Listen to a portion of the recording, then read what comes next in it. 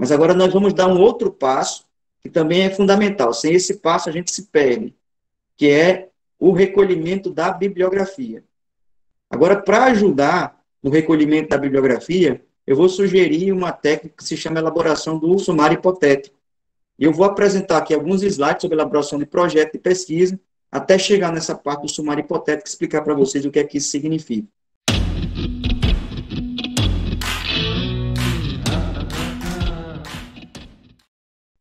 O objetivo de um projeto de pesquisa é de servir como veículo de organização da futura pesquisa, né? E ele não está tanto preocupado com a resposta a uma pergunta, que vai guiar a pesquisa, mas principalmente com a formulação da pergunta, com esclarecimento a respeito dessa pergunta, do seu significado. Então, a primeira condição é a formulação clara e precisa da pergunta. Então, a primeira coisa que você tem que fazer quando você vai elaborar o projeto, depois de ter a temática, é ter na sua cabeça, na sua mente, de maneira muito clara, qual é a pergunta que você quer se fazer a esse respeito. Qual é o problema que essa temática apresenta para você. Então, apresentação da pergunta, esclarecimento de seu sentido e de sua relevância. E eu coloquei duas questõezinhas para orientar isso aí, né? O que quero saber realmente, a partir dessa temática, e qual é o sentido das palavras que a expressam. Então, é importante também pensar bem nisso, pensar na pergunta e pensar nas palavras que estão ali reunidas na formulação da questão, no sentido de cada palavra daquela. Depois, esclarecer a rede de questões que se ligam à pergunta. Porque a pergunta que você vai apresentar é a pergunta central, mas deve existir uma série de outras questões que estão ligadas a essa questão central. Então, você tem que conhecer essa rede de questões, né, relacionadas umas com as outras. Então, que questões lhes são próximas e qual a diferença entre essas questões? Isso é um exercício, esse tipo de exercício de aproximar questões semelhantes, é um exercício que é bom fazer para você, de fato, você conhecer a sua questão. Saber discernir a sua questão e qual é a diferença da sua questão para outras questões que estão próximas a ela. Exemplo, a virtude em Aristóteles. Eu tenho essa pergunta, né? O que é virtude em Aristóteles? O que é virtude em Aristóteles? Mas aí uma outra questão pode ser, em que livros eu posso encontrar uma referência direta à análise das virtudes em Aristóteles? Outra pergunta, qual desses livros é o melhor? Qual referência é a melhor? Qual a referência eu devo tomar como fonte primária? Outra questão, o que foi dito a esse respeito? Quem são os comentadores principais a respeito dessa temática? Qual a relação da virtude? O que é que significa virtude em Aristóteles, comparando isso aí, por exemplo, com outros autores? Comparando com Maquiavel, com a virtude de Maquiavel, por exemplo, ou com o conceito de virtude de Platão. Como é que São Tomás de Aquino, por exemplo, trata esse conceito de virtude em Aristóteles? Existem várias acepções, várias perguntas, vários campos, várias maneiras de ampliar o assunto. Mas o principal que você faz aqui é você tentar aproximar diversas questões para analisar, dentre essas diversas questões, qual é a posição da sua. E assim você vai delimitando sua questão, você vai esclarecendo sua questão. Tem muita questão que é próxima da outra, mas é preciso fazer isso para ir esclarecendo a própria questão. Também é preciso saber, Galileu, acredito que uma coisa importante é se, por exemplo, o conceito de ética, né, em Aristóteles, ele carrega heranças de um outro pensador. Se você vai fazer um projeto de pesquisa falando de um conceito no filósofo, é importante que você saiba quais são as heranças que ele carrega para a formulação desse conceito, né? Uhum. Talvez seja mais uma questão que faça parte dessa rede. Até também para você delimitar quais são as diferenças, né, entre seu autor e esses outros autores aí. E ele depende, né, às vezes um autor depende do outro de maneira positiva, mas às vezes depende do outro de maneira negativa, como crítica, né? Então, estabelecer essas relações também nesse sentido. Ótimo, obrigado. Segundo, existe uma diferença, pessoal, entre o processo de investigação e o processo de apresentação do trabalho, ou seja, de compilação, de organização do trabalho. do trabalho que você vai apresentar, ou como projeto de pesquisa, que é esse primeiro momento, ou depois como monografia ou artigo científico. E qual é essa diferença? A diferença é que o processo de investigação, às vezes, ele é caótico. E é caótico por quê? Porque você precisa estar retomando outros... Você está num percurso e você precisa constantemente estar retomando outros momentos. Voltando, indo à frente, voltando de novo. Então, é bastante complicado o processo de investigação, é bastante caótico, né? Então, mas a gente tem que se dar conta disso, tem que tentar organizar da melhor forma possível. Mas não é possível uma organização assim completa desse processo de investigação. Só que na hora de apresentar o trabalho, de organizar e apresentar o trabalho, a coisa muda. O trabalho precisa estar bem organizado e bem apresentado. Então, aquele ambiente, aquele estado caótico da investigação tem que ser organizado. Tem que ser organizado. O trabalho é a expressão dessa organização. Então, no processo de investigação 2.1, é preciso ler, fichar e anotar. Então, vocês têm que se familiarizar com os 4 tipos de leitura, os 3 tipos de leitura, que o primeiro é uma preparação para a leitura. Né? Então, o primeiro passo, com a preparação para a leitura, saber quais são os elementos essenciais da preparação para a leitura. Depois, a leitura informativa, a leitura analítica e a leitura sintópica. Então, vocês têm que conhecer essa metodologia, porque a metodologia mais utilizada para a leitura de texto filosófico é a leitura analítica e sintópica de textos. Né? Nessa metodologia, quando do aprendizado dessa metodologia, vocês vão aprender também a importância de ler, a importância de acompanhar a leitura pelo fichamento e pela anotação. Sempre, né? Fichamento e anotação. Porque vocês vão ter que responder várias perguntas, vão lhe ajudar, e vocês vão ver isso nesse curso, nessa aula, e vocês vão ver como é importante as anotações, né? O fichamento e a anotação, guardar as informações. Para que depois você não precise fazer tudo de novo, o trabalho todo novamente. Você tem esse gatilho para a sua memória. 2.2. Posteriormente, as anotações são organizadas e devem ser coerentemente apresentadas. Né? Então, se está caótica as informações, você tem que pensar sobre elas, organizar, para depois poder apresentá-las de maneira organizada. Então, o leitor deve ser capaz de acompanhar o raciocínio apresentado, compreender seus argumentos e suas conclusões, entendendo de onde se partiu e onde se chegou, ou seja, compreendendo o arcabouço lógico da argumentação realizada no texto que você vai ler. Então, em filosofia, se trabalha com argumentos. Todo texto filosófico ele é composto a partir de argumentos. Então, a leitura analítica e sintópica em filosofia ajuda você a compreender os argumentos. A leitura analítica que é aplicada em um texto, só a sintópica que é aplicada em vários textos que você compara uns com os outros.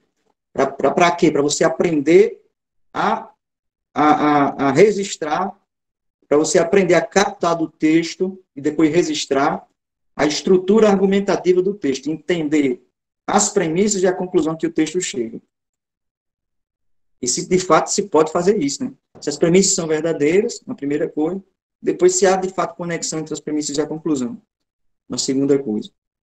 Então, 3, o projeto de pesquisa mapeia o quanto possível o terreno da investigação.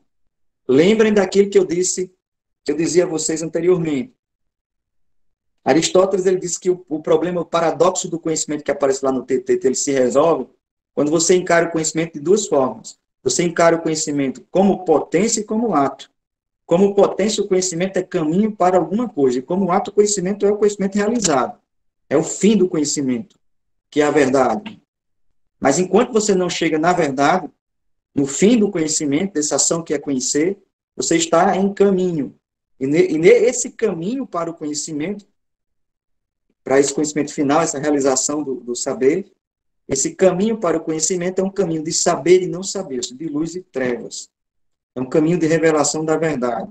Então, Aristóteles ele fala de verdade também como aletheia, mas ele entende a verdade como iluminação, como luz. Então, você chegar à verdade é você jogar luz no ser, iluminar o ser. Então, você ilumina o ser, fazendo com que o ser ele seja inteligível. E quando você faz isso, quando você joga a luz no ser e faz do ser inteligível, você descobre a verdade. Só que esse caminho de descoberta da verdade é processual. Então, é feito aos poucos. Existe luz e trevas, conhecimento e desconhecimento. Então, o projeto de pesquisa, ele joga com isso. Ele joga com a luz e as trevas do conhecimento. Existe luz porque você já sabe algo, você já tem a temática na cabeça, já tem mais ou menos, já sabe que esse tema lhe interessa, deve interessar por algum motivo, né? Então você tem alguma luz. Mas a sua pergunta, a pergunta principal da sua pesquisa, ela está cheia também de trevas, né? De trevas que precisam ser iluminadas. E lembrem, uma pergunta que fica só na pergunta, que não deseja de fato, verdadeiramente uma resposta, como dizia Ortega y Gasset, é uma pergunta sem sentido.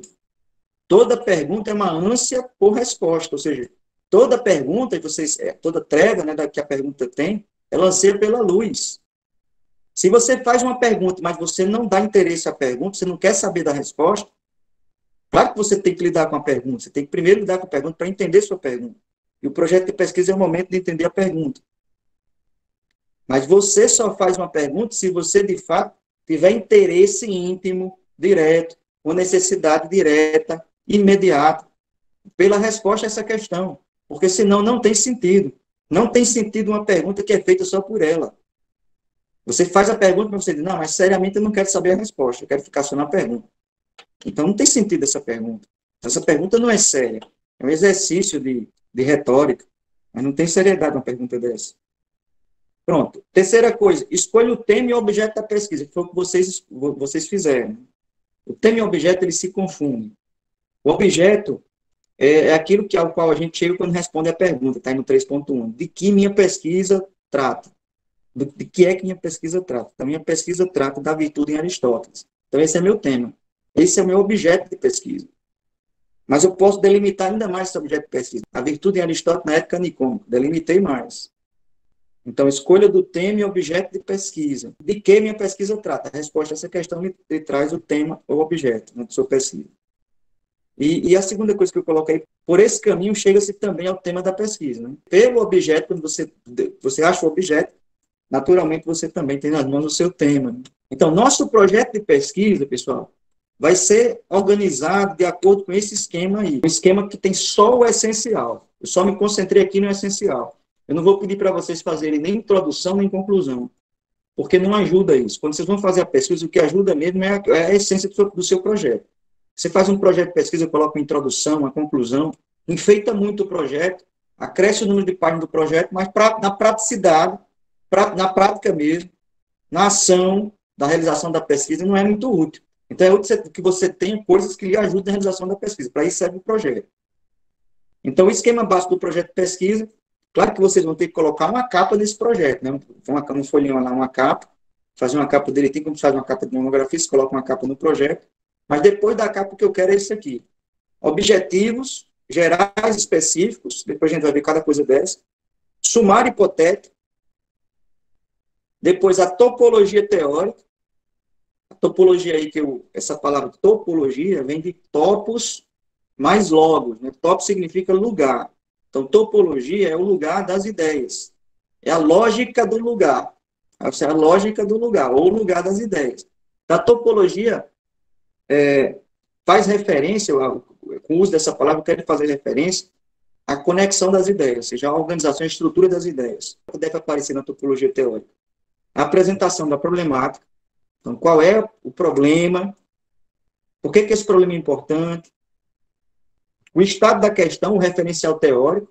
O que é que já foi dito sobre esse problema? Se não foi nunca dito nada sobre esse problema, mas foi dito alguma coisa aproximada a esse respeito por alguém? Então, o que é que foi dito? Depois, hipóteses, ou seja, como é que eu, hipoteticamente, eu vou procurar resolver esse problema? Qual é a minha hipótese de solução para esse problema? Para esse problema que eu me coloco.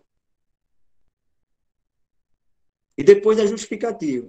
A justificativa significa a importância disso para a filosofia. Por que é que isso é importante? Para mim, para a minha vida de estudante de filosofia, mas também para a filosofia. Por que é que isso é importante? Então, isso aí faz parte daquilo que eu chamo de topologia teórica. Tá certo? Depois, metodologia. Então, a metodologia aí diz respeito ao caminho que vocês vão utilizar para fazer uma monografia ou um trabalho científico, como um artigo científico. Então, qual é o caminho que vocês utilizam? Como as pesquisas em filosofia geralmente se relacionam com textos, com leitura e interpretação de textos, Então, a metodologia mais usual é a leitura analítica e sintópica de textos filosóficos. É a leitura de texto filosófico. Dependendo do objeto, a metodologia pode variar. Por exemplo, no mestrado profissional, as pesquisas do mestrado têm 2 momentos. O primeiro momento, que é o momento teórico, então, as metodologias mais utilizadas são essas, de leitura sintópica e analítica de texto filosófico, mas existe um segundo momento, que é uma aplicação prática. Então, se faz uso de outras metodologias também nesse segundo momento. Depois, o cronograma, eu vou apresentar aqui um esquema de um cronograma muito geral, não precisa ser uma coisa muito detalhada. Então, o cronograma e as referências. Agora, vamos passar um por um. Primeiro, os objetivos. Então, o que são os objetivos? É o que se pretende alcançar com a pesquisa. A gente pode distinguir objetivos gerais e específicos. O objetivo geral, geralmente é só um. É um objetivo geral, mas pode ter mais de um. Mas se você tiver mais de um objetivo geral, sua pesquisa não é só um, vai ser 2 ou 3, né? Então, é melhor restringir e ficar com um objetivo geral só. Então, um objetivo geral, que é aquele objetivo final, a meta final ao qual você quer alcançar, e os objetivos específicos, que são aqueles objetivos meios para o fim, que é o objetivo geral. Então, o objetivo específico é o meio que você utiliza para chegar no objetivo geral. Por exemplo, qual o lugar que a substância ocupa na metafísica de Aristóteles? Esse é meu objetivo geral.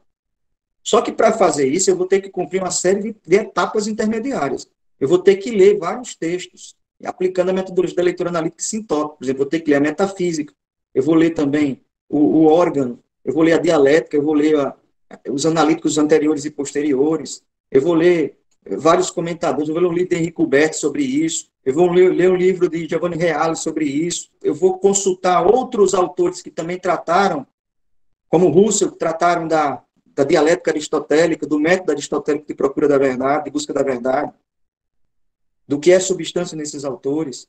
Então, eu vou fazer isso.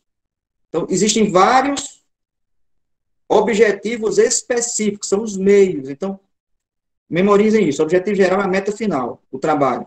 O objetivo específico são aquelas metas intermediárias que vocês precisam cumprir para chegar nesse objetivo final. Então, para você saber quais são seus objetivos específicos, vocês têm que se perguntar o que é que eu devo fazer para atingir meu objetivo geral. Então, eu devo fazer isso, isso, isso e isso. Claro que existem 1 milhão de coisas que vocês precisam fazer para atingir o objetivo geral. Vocês não vão falar de tudo. Vocês vão citar algumas ali, as mais importantes. Então, esses são os objetivos específicos.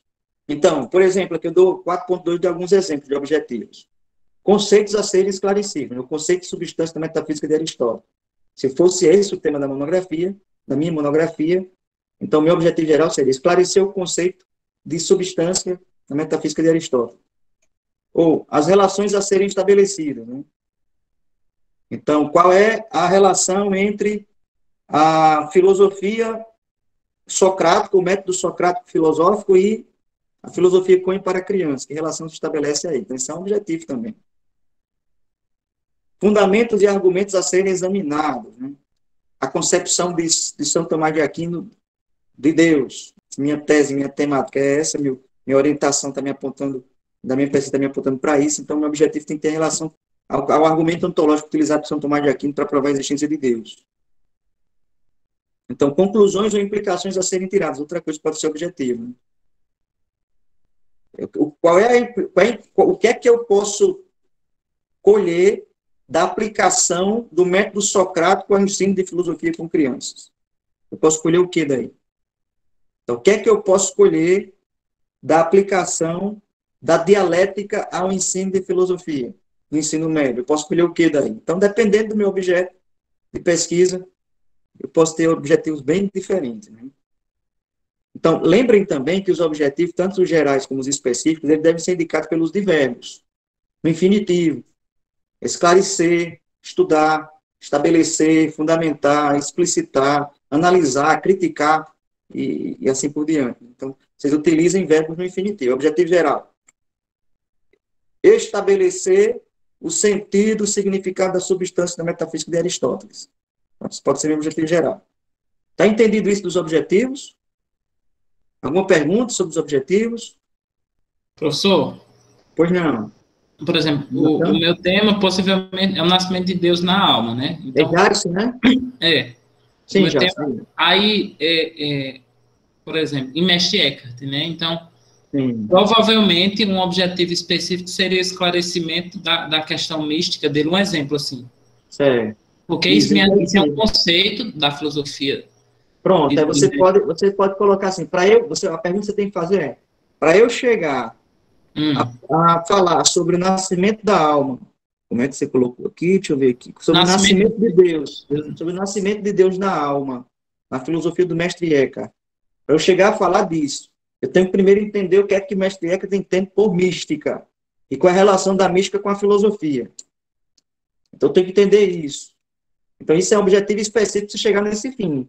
Lembre que são milhares de coisas que você pode fazer para chegar no fim, que você vai ter que fazer para chegar no fim.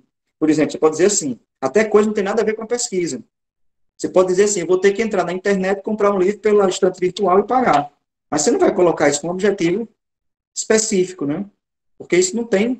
Você vai ter que colocar lá como objetivo específico coisas mais que tenham maior interesse, que tenham maior impacto na pesquisa. E que você tem que se lembrar de fazer aquilo. Senão você não chega no seu fim, que é o objetivo final. Entendeu, Jason? Entendi, professor. Obrigado. Não. Então, vamos lá. É assim a gente chega no sumário hipotético. Então, objetivo, geral específico, vamos colocar lá. Depois, sumário hipotético. Vocês podem colocar o sumário... A gente poderia colocar o sumário hipotético antes ou depois da topologia das ideias, da topologia teórica. Antes ou depois. Mas eu prefiro que vocês coloquem antes, como eu disse a vocês. A pesquisa ela é caótica. Ela vai e vem entre as partes. Mas na hora de organizar o projeto, a gente tem que estabelecer uma ordem. Então, essa ordem aqui é aleatória, porque eu podia colocar o sumário hipotético antes ou depois da topologia. Eu prefiro antes, porque você olha para o sumário e você já tem uma ideia, forma aquela ideia da leitura informativa, você olha aqui e tem uma ideia do que vai ser pesquisado. Depois você lê o referencial, a topologia, né? Com referencial, justificativa, problemática, hipóteses. Então, lhe ajuda isso aqui, a visão desse quadro, que é o sumário hipotético, lhe ajuda a entender e a desenvolver sua temática. Então, primeiro façam isso, façam exercício, desenvolva o sumário hipotético. Então, o que é o sumário hipotético? O sumário hipotético é uma representação provisória, como vocês têm aí, em forma de sumário, né? Ou seja, em forma de início de livro, né? Aquele início de livro tem aquele sumáriozinho que indica as partes, pois é assim que vocês vão fazer. No sumário da sua dissertação, do seu trabalho científico, tem que ter essas partes aqui, as seções, introdução, conclusão e o texto central, que é o desenvolvimento. Então, o que vocês vão fazer no sumário hipotético? Eu quero que vocês pensem sobre o desenvolvimento. Vocês imaginem o desenvolvimento. Como é que vocês vão ter que fazer isso? Lembrem que eu disse que o percurso é cheio de trevas e de luz, mas tem alguma luz no início. Tem que ter alguma luz no início. Senão a escolha que você faz da temática é doida, né? É sem sentido. Então, no sumário hipotético, devem entrar as seções que vão compor, possivelmente, porque vocês podem mudar isso depois. Isso aqui é só uma carta náutica para vocês se orientarem na hora de fazer a pesquisa, né? Uma carta de orientação. Então, pode ser aí incluída a indicação também de referência. Eu acho, isso aí eu vou exigir de vocês incluam as referências. Então, o sumário hipotético pode ter só os títulos das seções, mas eu quero que vocês coloquem também as referências que vocês escolherem nesse primeiro momento. Então, vocês estão vendo aí, olha, a introdução não coloquei referência, que a introdução você não precisa colocar referência, nem conclusão, porque vocês não vão botar referência só para fazer introdução e conclusão, né? A introdução e a conclusão, geralmente, você faz com tudo que você citou. Quando você está trabalhando uma monografia, um artigo científico, lembrem que a introdução é a primeira seção. Então, aquilo que a gente chama de primeiro capítulo não é a primeira seção, é a segunda seção. Hoje em dia, não se tem mais o costume de colocar assim, capítulo 1, e depois começar em capítulo 1, 2 pontos, o título do capítulo. Não se faz mais isso. Se coloca uma numeração anterior e o título, do jeito que eu coloquei aqui, ó, 2. O conhecimento em Descartes, pronto, isso aí já é uma seção. 2, o conhecimento em Descartes. 3, extensão do método a partir do código, a ideia de Deus. Depois, 4, a gnoseologia cartesiana e o problema do mal. Então, isso aqui são sessões de desenvolvimento. Então, você veja, a introdução é 1, a primeira sessão, que seria o primeiro capítulo, é 2, segunda sessão do texto, aliás, do texto não, do desenvolvimento. Então, tem introdução, primeira sessão do desenvolvimento, segunda sessão do desenvolvimento, terceira sessão do desenvolvimento. Então, eu quero que vocês pensem nisso, na estrutura. Vocês imaginem aí como é que vocês podem escrever isso. Como é que vocês fazem isso aqui? Vocês estão pensando no objetivo geral e específico, dá para fazer isso. Então, vocês pensem no objetivo geral e o que é que vocês vão precisar para atingir esse objetivo geral. Então, vocês vão ter os objetivos específicos. Os capítulos, eles devem fazer referência a esses objetivos específicos. Então, o que é que eu devo esclarecer no primeiro capítulo? Ou a segunda seção do desenvolvimento? A segunda seção que está no desenvolvimento. Então, o que eu devo esclarecer é esse meu objetivo específico. Um outro objetivo específico que eu preciso fazer, que eu preciso tratar, uma outra seção. Por exemplo, aqui, um dos objetivos específicos é saber o que é o conhecimento em Descartes. Para falar sobre o mal na filosofia cartesiana, eu tenho que primeiro saber o que é o conhecimento em Descartes. Uma seção para isso. Depois, outro objetivo específico. Saber que, com a extensão do método, a partir do Costa, eu atinjo a ideia de Deus. Então, eu tenho que explicar como é que isso acontece. Outro objetivo específico. Depois, a gnoseologia cartesiana e o problema do mal. Aqui já não é mais o objetivo específico, aqui já é o objetivo final. Então, eu utilizei desses dois objetivos específicos, explicar o que é o conhecimento em Descartes. Esclarecer como, a partir da extensão do método, que começa com o cogito, se chega à ideia de Deus e quais são as consequências disso. Um outro objetivo específico. Para chegar nesse fim aqui, que é a meta final da minha pesquisa, o objetivo final da pesquisa, o objetivo geral da pesquisa. É falar sobre a gnoseologia cartesiana e a relação que ela tem com o problema do mal. Aí eu chego no tema, o mal na filosofia cartesiana. E aqui do lado eu coloquei os autores que eu utilizei em cada parte. Na primeira parte eu utilizei Appiah, 2006, Carvalho, 2013, Descartes, 2001, Platão, 2007. Na segunda parte, Descartes, 2 livros de Descartes, 2001 e 2004. Na terceira parte, Tomates, 2003. Na quarta sessão, Bruce e Barbon, 2013, Descartes, 2001, 2004, Koenig, 2016, Neyman, 2003, Souza, 2020. E aqui embaixo, o ponto 6, isso aqui é obrigatório também, viu? Coloquem referências para a pesquisa. E aqui vocês vão indicar, por extenso e completamente, as referências que vocês utilizaram aqui em cima. Aqui em cima. Tá certo? Professor Galeu. Oi, pois não. Eu queria saber qual é o máximo e o mínimo de capítulos que uma monografia pode ter. Eu sugiro que vocês façam monografia entre 2 e 3 capítulos. Pode ter quantos capítulos você quiser, mas no mínimo 2. Eu não aconselho monografia com mais de 3 capítulos, porque fica muita coisa para escrever. E cada capítulo deve ter uma extensão de mais ou menos 10 a 11 páginas, cada capítulo. Quem for fazer artigo científico, o artigo científico deve ter uma extensão de mais ou menos 20 a 25 páginas. E a monografia, 22 páginas. Então, se você escrever 3 capítulos, você vai escrever, sei lá, 8 páginas em cada um, dá 24 no final, tá bom. Se você escrever 2, então você vai ter que escrever 11 cada um, dá 22. Então, no mínimo, 22 páginas no miolo da monografia, que é o texto de desenvolvimento, né, o desenvolvimento. Pois não. Esse capítulo, não sei se o José também pensou assim, é contando com a introdução, ou eu faço a introdução? Não, só os capítulos. É 11 páginas só o capítulo. A introdução é a parte. A parte interna do texto, no texto de monografia, a gente tem um núcleo. O núcleo é introdução, conclusão e desenvolvimento. Então, introdução, desenvolvimento e conclusão. A introdução vocês fazem até 5 páginas. A conclusão também, até 5 páginas. De 2 a 5. Na introdução, de 2 a 5. Na conclusão. Não façam introdução e conclusão com uma página só. Façam de 2 a 5. Introdução e conclusão. Então, escrevam, expliquem. Não tem como você fazer, como você explicar uma pesquisa que você vai realizar em uma página só. Não tem como fazer isso.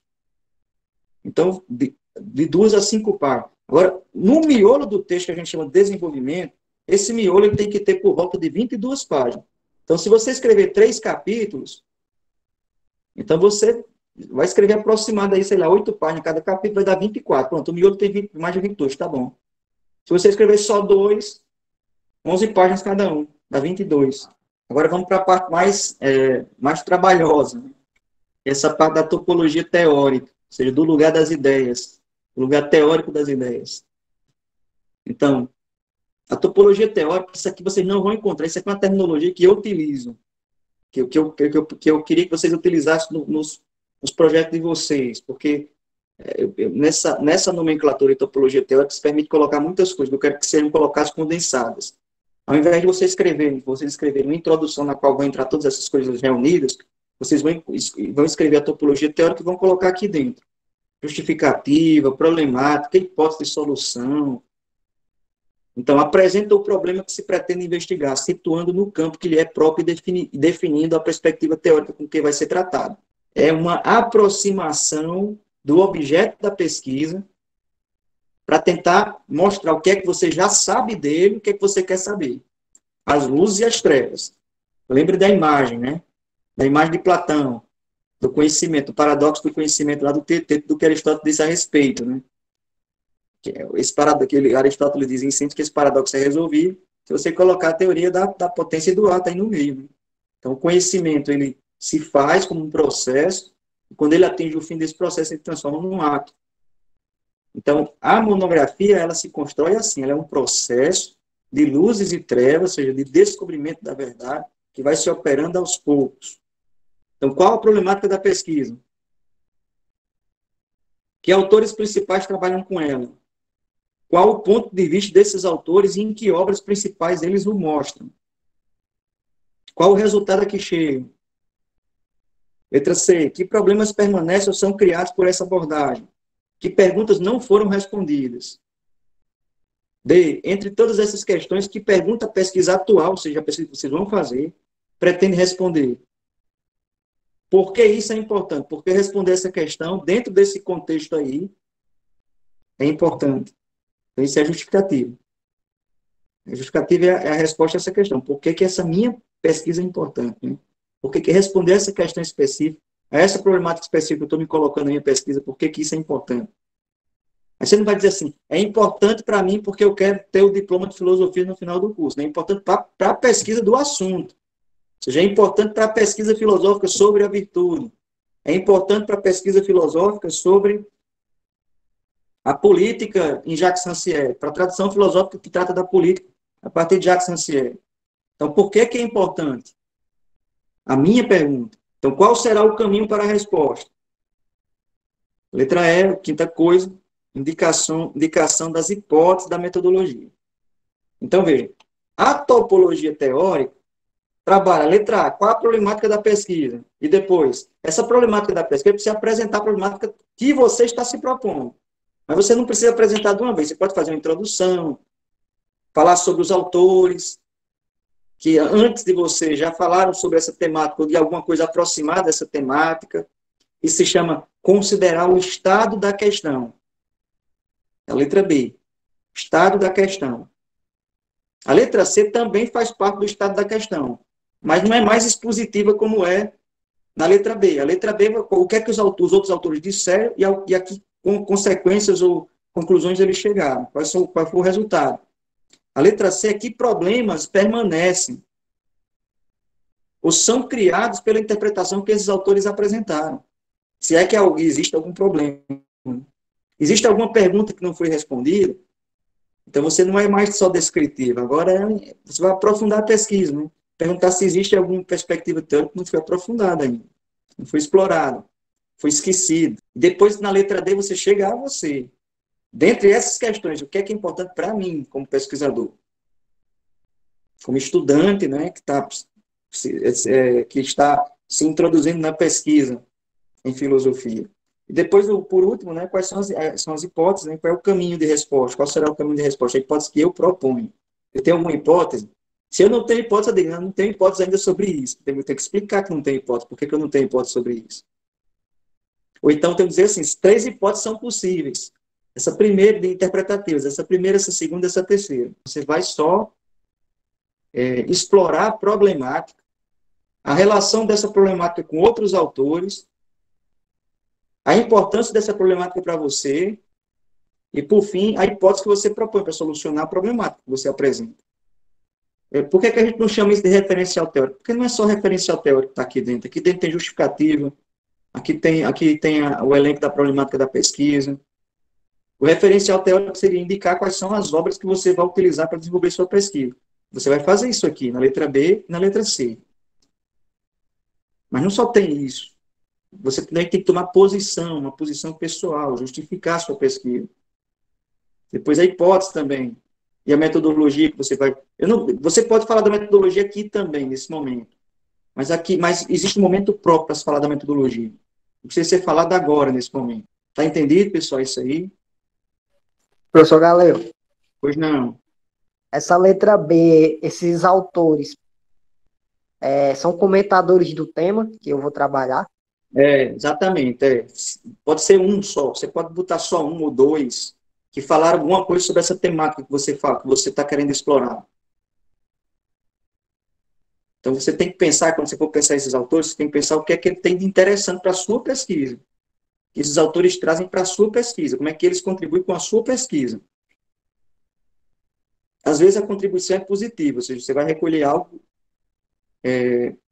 aceitando ou recepcionando aquilo que o comentador vai dizer, o que o autor principal vai dizer. Mas, às vezes, é negativo. É uma crítica que você vai fazer a um autor. Você pode escrever uma tese sobre um autor para criticar ele, né? Metodologia.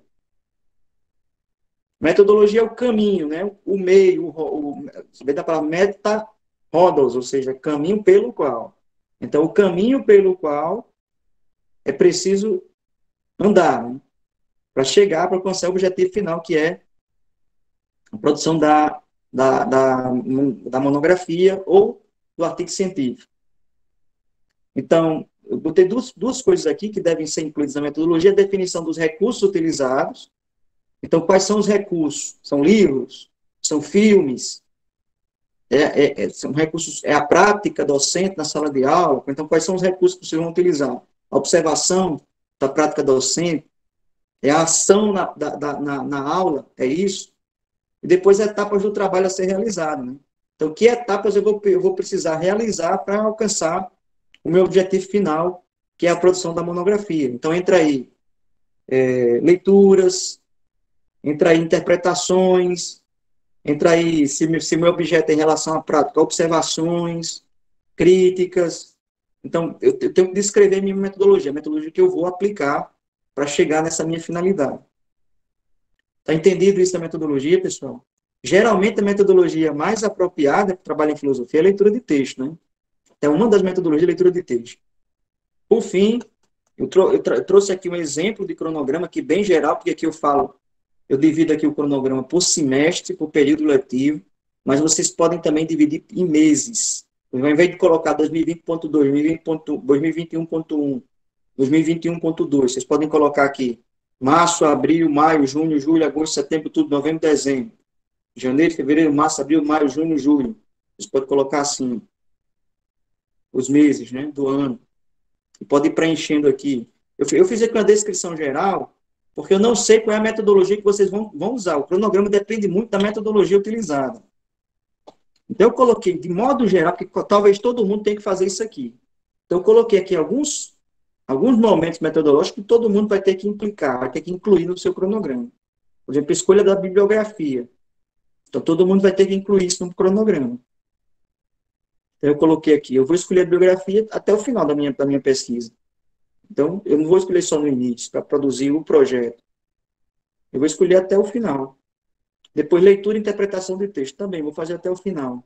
Eu marco os 3. Depois, produção do projeto monográfico. Aí, isso eu vou fazer só esse semestre. Eu marquei aqui. Produção do primeiro capítulo. Vou fazer próximo semestre, próximo período letivo. Produção do segundo capítulo, daqui a um ano e meio.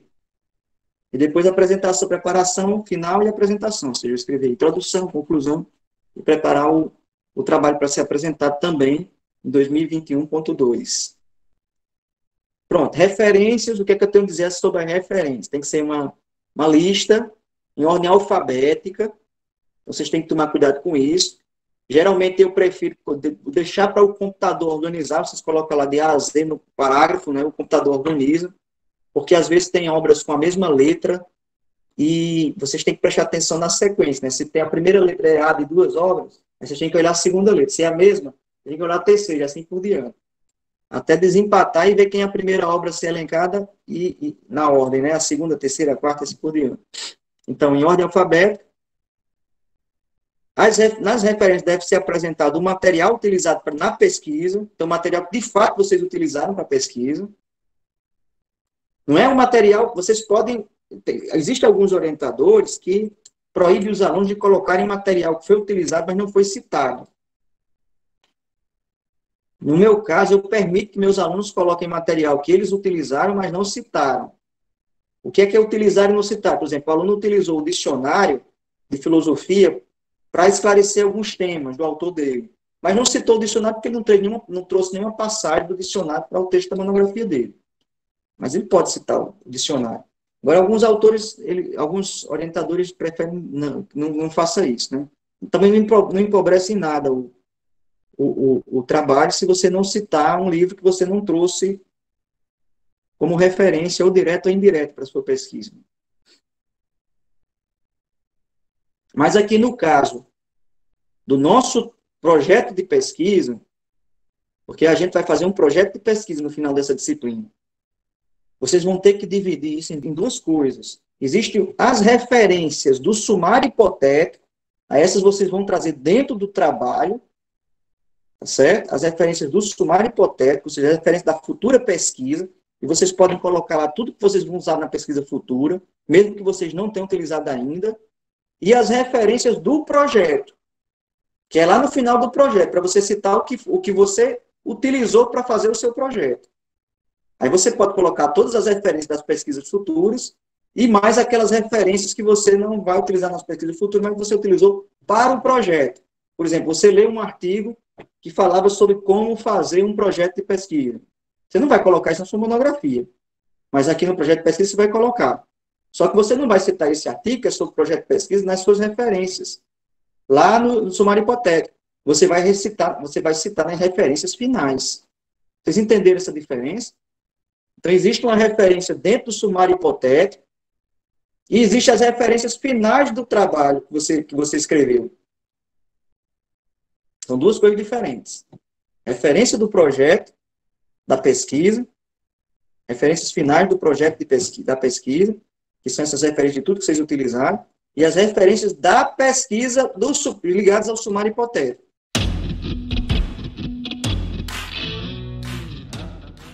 Se vocês gostarem do nosso conteúdo, dê o seu like, se inscrevam e compartilhem os nossos vídeos. Isso será muito importante para o crescimento do nosso canal e para que nós continuemos a trazer conteúdo filosófico de qualidade para vocês.